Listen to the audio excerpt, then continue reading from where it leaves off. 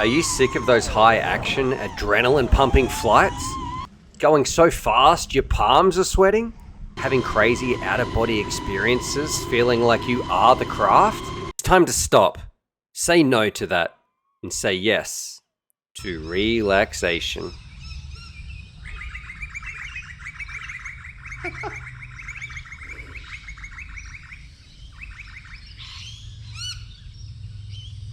So I really do mean this when I say if you've been flying around crazy fast drones, you're looking for a different experience, it is a ton of fun.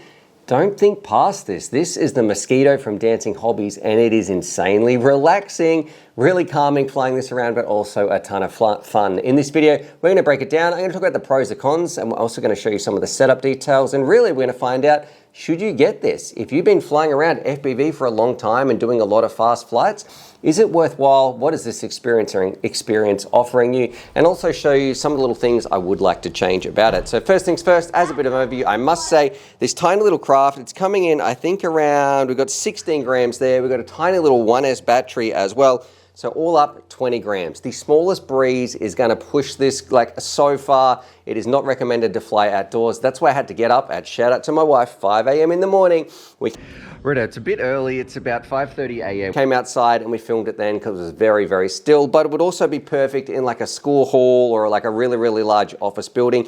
And it's also incredibly quiet. It's not scary at all. It's not gonna upset anybody. That's basically what I'm saying. It was really, really safe. And also my kids loved watching this. It was really, really easy to control. I didn't feel like I was gonna lose it in any second, except when it decided to fly next door when I wasn't really paying attention. But let's go through. It comes in 3 parts. You've got these top wings, which you need to put in. You simply attach your motor on the front, which is a little brushed motor.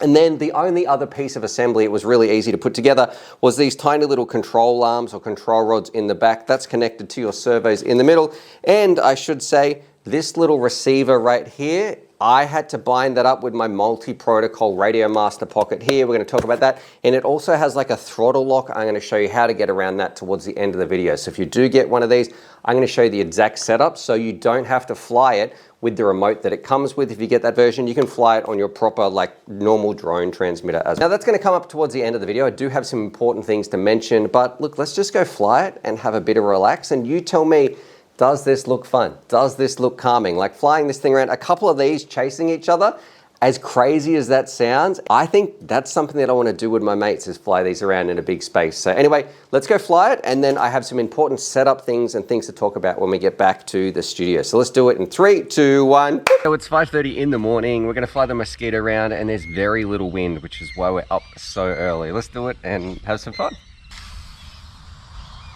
Now look, I'm going to do a voiceover while this is in the background, but I am going to leave the birds and sort of me and my wife talking and having some discussions about this, because it really was a tranquil, relaxing just time to fly this thing around. Normally, I'm so used to high energy drones, like screaming through the air. This was a totally different experience. Now look, I'm not telling everybody to rush out and buy this either, and I understand this is probably not really applicable to most of my audience who watches my videos. This was more like, hey, here's something different. It was a heap of fun to fly around. I really appreciated it. I really liked it, which is why I'm actually making a video on this. I didn't think I'd have as much fun as I did with this. I wouldn't recommend this for your first craft. I wouldn't recommend this if you're getting into FPV. This is purely if you're flying around all the time and you want to do something a little bit different. You like RC, you like aviation. It was a really fun little plane. I'm going to get my kids flying with this. It's not going to upset anybody. I think in a moment too, you see me like just holding the remote up in the air because it's just basically flying like itself. There we go. That's look at that great camera work there. Thanks very much to the wife. But yeah, and I'd also recommend flying this thing around indoors as well. So I need to set mine up probably a little bit better to dial it in, and you need a big space to fly it around. Like a big hall would be perfect, or somewhere we're going to have a concert. That's where we're up at 5:30 in the morning, so there was no wind at all, because otherwise it gets smashed. Even like the aircon really smashes it. Anyway, I'm not telling you to go and get this. This was just a different, fun flight experience, and let me know what you think. Would you fly this? Does this look fun? My wife's laughing at me. Righto, with all that said and done, the first thing I'm going to talk about, it's the price. Like $99. Should you get that? Would you prefer to get a drone? I really can't answer that for you. I think the price there, it's not the most budget as well, especially when you consider, look, it's just the brush motor in here. There's no ESC or anything like that. And it's only one motor at that. it makes our drones, some of those cheap drones, seem like insane value. Now, as far as setting this thing up, I will say mine, it was stalling a little bit, and that is because I probably need to do a little bit of calibration in the trims in my radio and also how much throw I have in this servo. There is no guide to tell you exactly how far in or out this control rod should be in the back right here.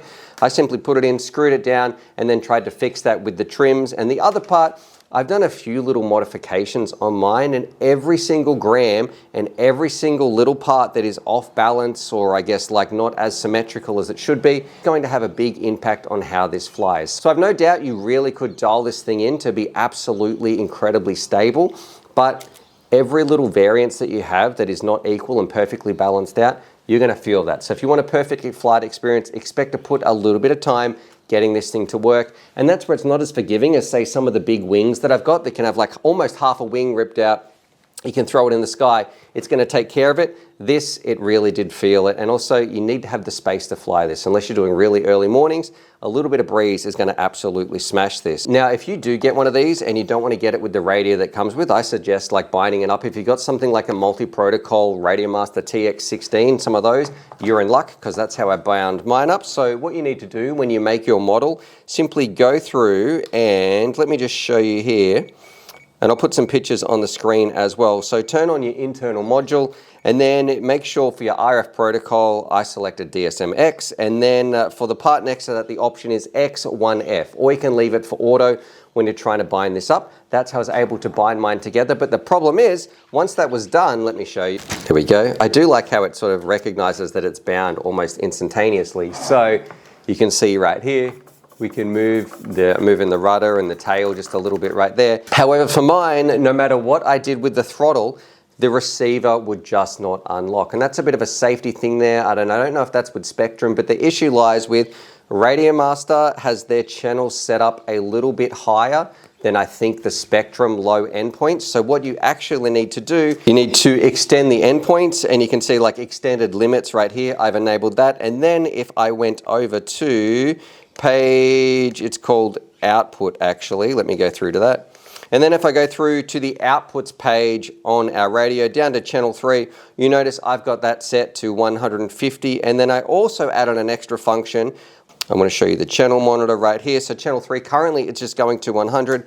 But when I enabled this, it's able to go down to 150. And then to get that switch to work, I've actually put in a little override here under my special functions. You can see on channel 3, if we go in here, I have made, let me edit this, a function to override channel 3's value at -100 as well. So that's in the special functions part of your TX16, or when I'm using my radio right here. So look at this, the throttle's working. So if you can bind this up, it is all about getting your throttle lower than that. I don't know the exact cutoff, but at -150, that's what worked for my radio.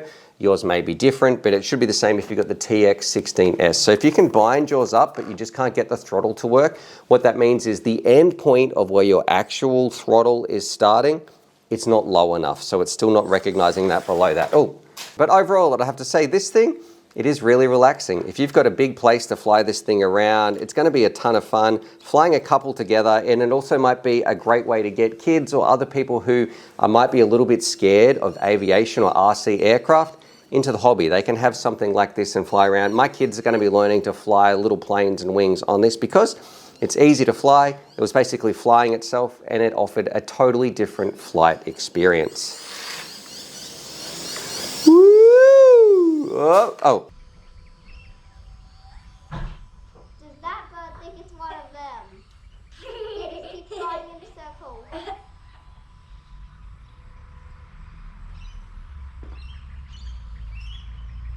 Fly up for the bird. Oh, hey, Nathan. Wait, fly to the top of the tree.